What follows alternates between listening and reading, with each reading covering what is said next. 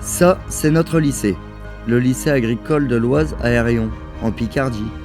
Nous, les BPREA, brevets professionnels responsables d'entreprises agricoles, nous, c'est Quentin, Enzo, Benoît, Wendell. Julien, Nathan, Mathéo. On apprend à faire un film pour vous raconter notre vie d'apprenti agricole. Notre réalité, nos craintes parfois, mais surtout nos espoirs et nos envies. Finalement, pour faire un film, il faut aussi observer la terre, y planter des graines et les arroser, prendre soin des êtres vivants, pour que des histoires puissent grandir. Alors c'est une classe de BPREA, donc première année. En l'occurrence, c'est une formation qui se fait sur 2 ans, un diplôme pardon sur 2 ans. Et ces jeunes sont destinés à devenir, dans un futur proche, exploitants, responsables d'une exploitation agricole. Pour moi, c'est une chance d'enseigner dans un lycée agricole. C'est un domaine que je connaissais peu. J'ai eu des ouvriers agricoles dans ma famille, mais c'est une partie de ma famille que je ne fréquentais pas. Donc je connais peu ce milieu, et oui, c'est une chance. Ça m'a permis de comprendre tout un tas de choses. J'avais pas forcément d'a priori, ni positif ni négatif, mais pour moi, c'est une chance. Ouais. J'ai découvert un univers qui n'était pas le mien et au sein duquel je me sens plutôt bien. Moi, on va dire, je suis né les pieds dans la merde, une bonne expression. Je suis né les pieds dans la merde, et puis en étant petit, je pleurais pour aller avec mon père à la ferme, quoi. Je suis dans l'agricole depuis vraiment tout petit, même quand maintenant je regarde les albums de famille avant, et j'ai des tout petits. En été, j'étais juste avec la couche dans le parc des vaches et mes petites bottes. Voilà. Dans le temps, en fait, mes grands-parents et mes arrière-grands-parents étaient agriculteurs. Mon grand-père a arrêté, ma mère n'a pas pu reprendre. Et mon père avait déjà son métier. Et du coup, moi et mon frère Arnaud, on a connu Xavier, notre voisin, chez qui on allait à chaque fois le rejoindre à l'hangar. Et puis, après avoir fait les bêtes, aller chez Nicole, sa mère, boire les petits cafés avec le petit chocolat. Vachement bien. C'est comme ça que ça a commencé. j'ai attrapé le virus du monde agricole par rapport déjà quand je voyais les machines agricoles passer devant la maison. Je me rappelle un soir, je rentrais de l'école et c'était en pleine moisson. J'ai appelé mon grand-père avec le téléphone de mon père, si je me rappelle bien, et en gros je suis allé je l'ai rejoint dans le champ avec mon sac, mon sandwich, et puis parti en tracteur une bonne partie de la nuit. On passait un bon moment. Ouais. Donc à partir de tous les mercredis, j'allais avec mon oncle après l'école. Même des fois, il y a des moments où je faisais semblant d'être malade pour aller avec mon oncle quand il y avait des bons travaux à faire. Et ça m'a toujours marqué. Depuis l'âge de 3 ans, je tenais un volant de tracteur. J'ai toujours vécu avec un tracteur dans la cour. J'ai su que ça allait être ce métier-là depuis le jour où j'étais faire un tour avec mon frère. J'étais en vacances, j'ai même été 2 jours avec lui, chez son patron. Il déchoumait dans il retournait la terre dans les colzas. C'était marrant, parce qu'il n'arrêtait pas de bourrer. C'est-à-dire, ça bouchait dans le déchaumeur, quoi. Ça se cumulait, puis ça faisait un peu du travail de sagouin. Et c'est marrant, c'était marrant sur le coup, non, parce que j'ai mangé le pare-brise plus d'une fois. Et c'est là, je me suis dit, c'est marrant, on va faire ça. Moi, je viens pas du tout du monde agricole. Mes parents, ils sont pas du tout du monde agricole. Mes grands-parents non plus. Puis quand on remonte dans les générations non plus. Alors je m'étais retrouvé à part par rapport aux autres, oui. Parce que les autres voulaient pas faire un métier, et puis comme ils connaissent pas trop, tout de suite, tu vas être un bouseux, puis plein d'autres clichés. Les clichés sur les jeunes agriculteurs, j'en pense que avec le temps, ça me passe au-dessus de la tête, parce que déjà au collège, je recevais des clichés comme ça. Mais maintenant, avec le temps, je me dis qu'il faut laisser passer les clichés et puis continuer dans la profession qu'on veut faire, enfin qu'on rêve de faire, et puis que ça y reste jusqu'au bout. Alors, la plupart des apprenants n'ont pas forcément une grosse appétence pour tout ce qui a trait au scolaire. Donc, ils peuvent avoir tendance à s'éparpiller un petit peu en classe et à avoir la bougeotte. En ce qui concerne leurs forces, ce sont des jeunes extrêmement travailleurs, passionnés par leur métier.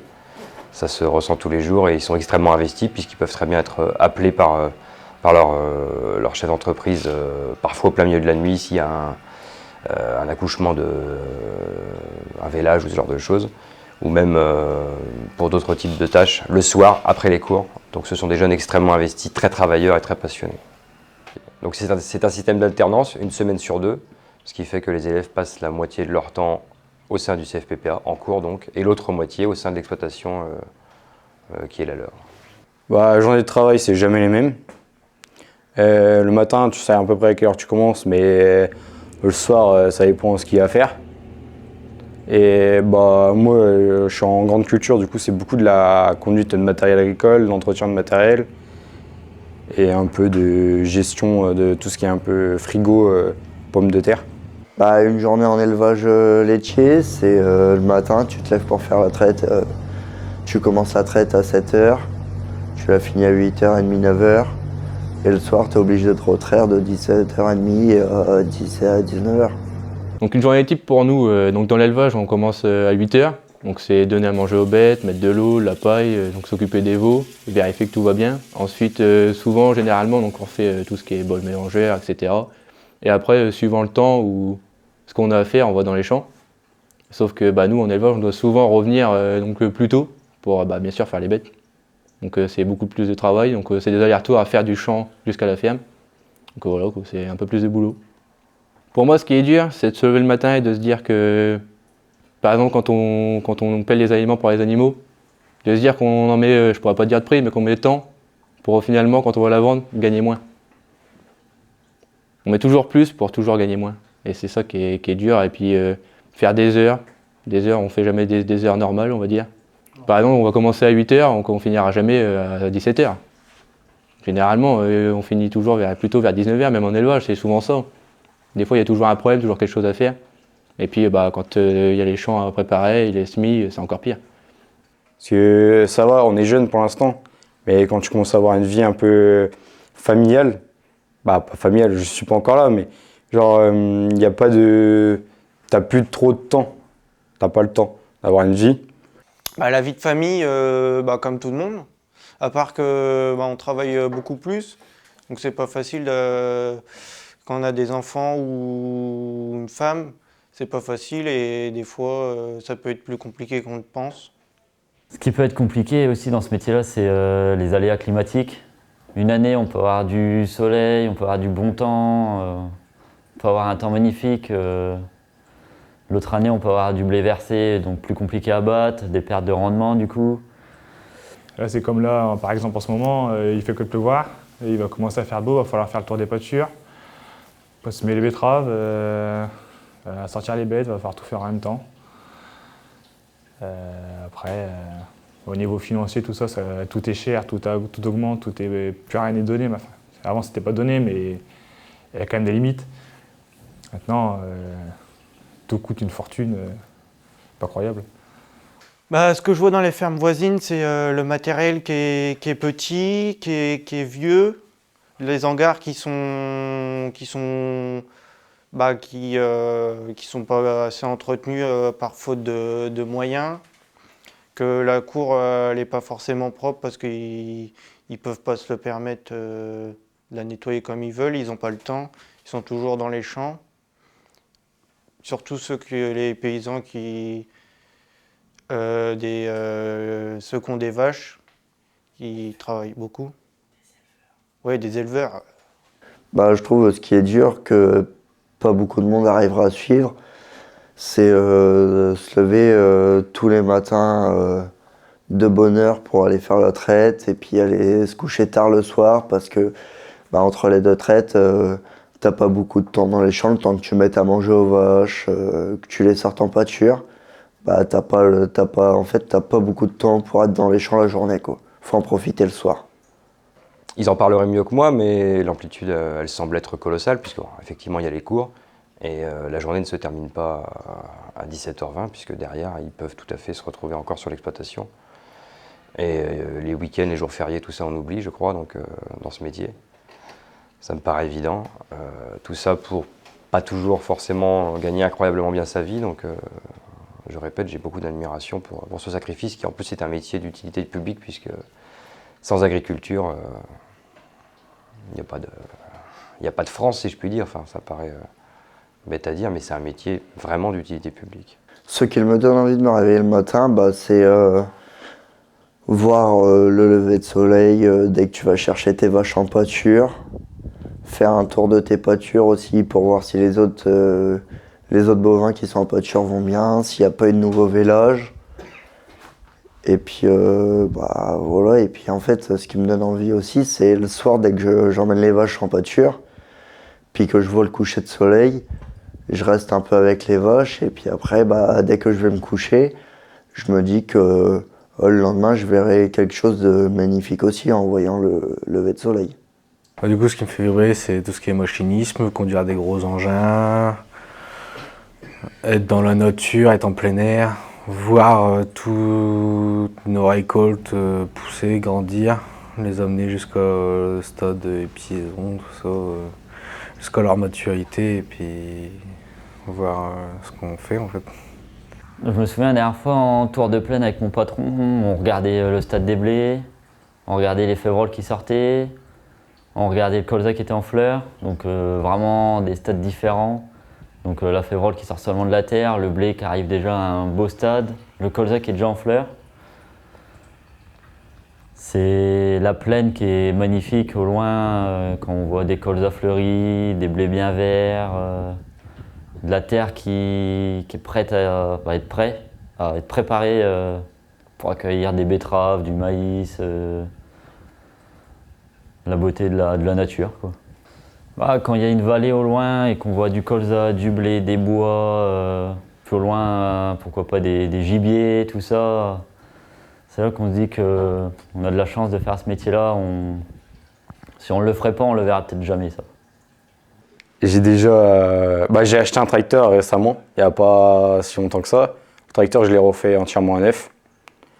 J'ai séparé le tracteur en deux, changé l'embrayage. J'ai fait réglage de culbuteur, peinture, tout. Il est refait à neuf comme s'il était sorti d'usine. Donc ça, j'ai passé du temps et de la passion. Le soir, je rentrais du boulot jusqu'à 23h à minuit, j'étais dessus, à la lampe torche. Donc il faut être vraiment passionné pour faire ça. Ce qui me fait vibrer, c'est l'amour des bêtes.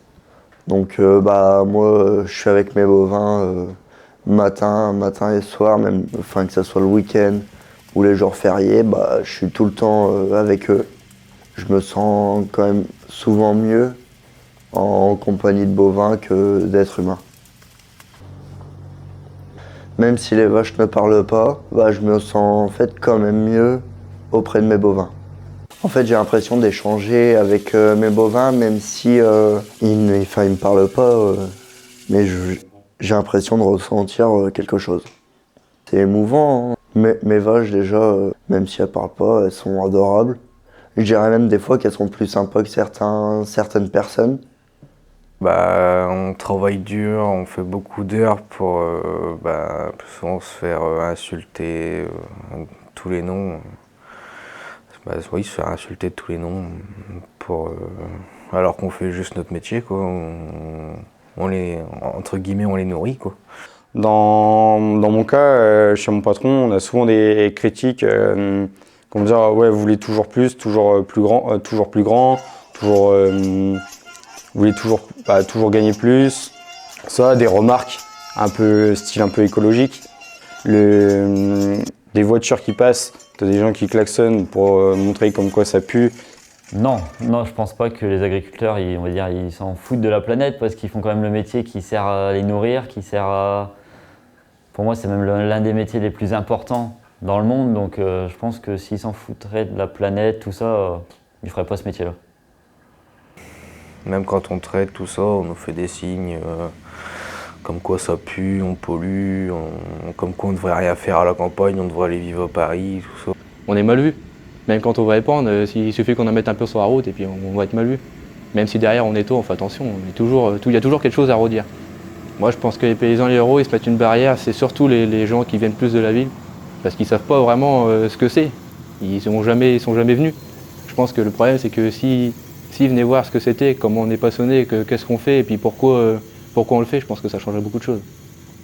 Bah, ceux qui critiquent mais qui ne connaissent pas le métier et qui viennent le faire et puis ils verront bien ce que c'est le vrai métier d'agriculteur. Bah, un jour, ouais, je me suis posé la question quand même pour arrêter le métier parce que bah voilà, travail d'agriculteur c'est très compliqué. On n'a pas un très gros revenu. Après, bah, les conditions avec ce qu'ils sont en train de parler en ce moment, bah, on commence à se poser réellement des questions si la France veut encore des agriculteurs. Oui, je suis un enraciné, j'aime profondément mon département. Bah oui, c'est une terre de forêt, une terre de cathédrale, une terre gastronomique aussi, et ça a du sens avec le monde agricole aussi, je trouve. C'est une belle terre agricole aussi. Et tout ça, ça me parle dans ma chair en fait. Donc c'est aussi pour ça que je suis content d'avoir intégré un lycée agricole en tant qu'enseignant. Pourquoi je ne lâche pas? Parce que je voudrais reprendre une exploitation de mon grand-père qui est située dans la Marne et ça me tient à cœur. Et puis ça me plaît depuis que je suis petit.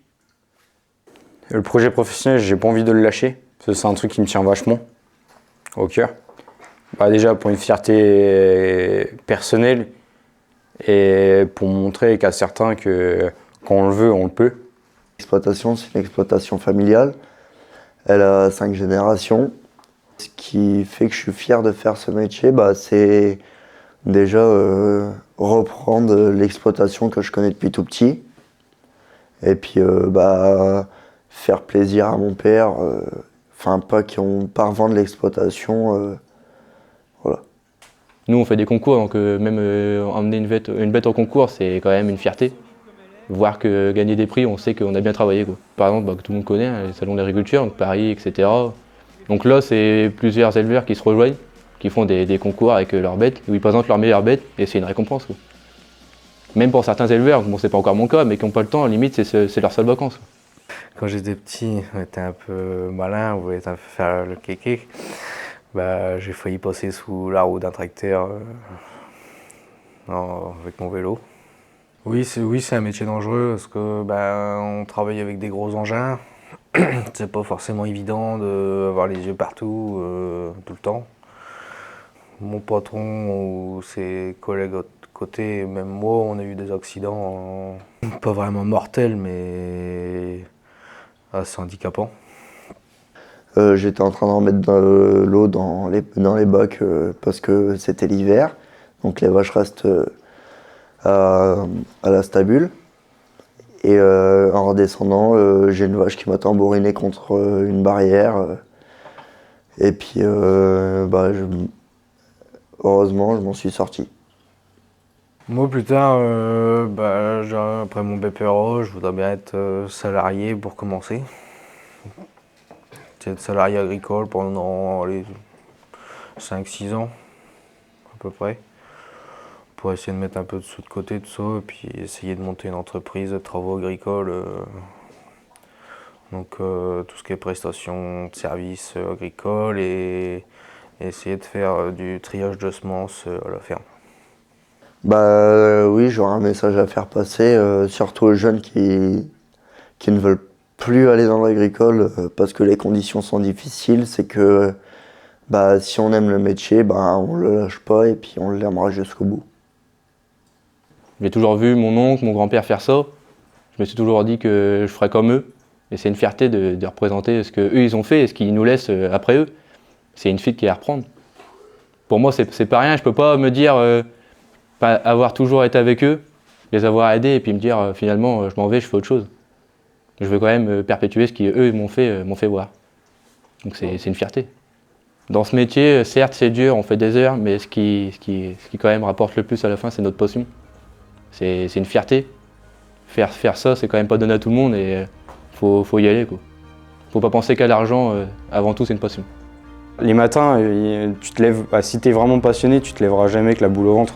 Tu fais jamais la même chose, chaque jour est différent.